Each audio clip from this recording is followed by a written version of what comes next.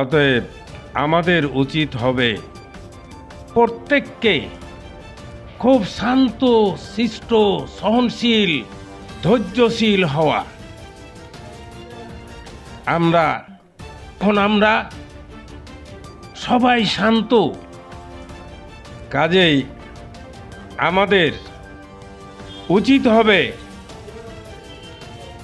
সহনশীল হওয়া এবং ধৈর্যশীল হওয়া, শান্ত হওয়া। আমরা যেহেতু মানব সম্প্রদায়, আমাদের সাথে আমাদের চাল চলন সব সময় শান্ত।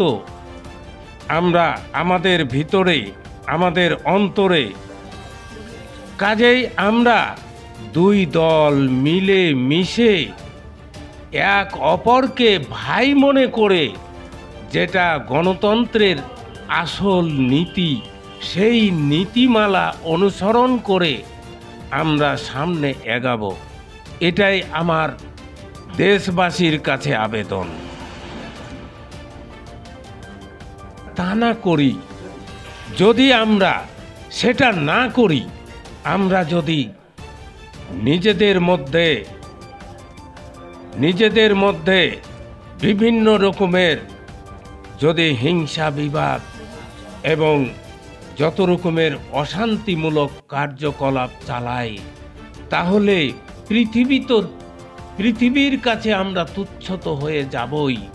এমনকি কেউ এখানে সুযোগ গ্রহণ করতেও পারে।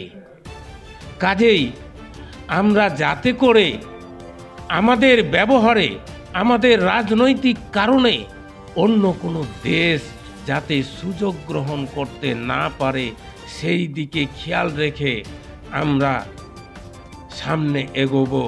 এটাই আমার আবেদন।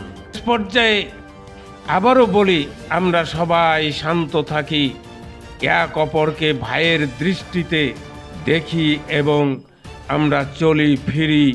এই বলে আমি আমার বক্তব্য শেষ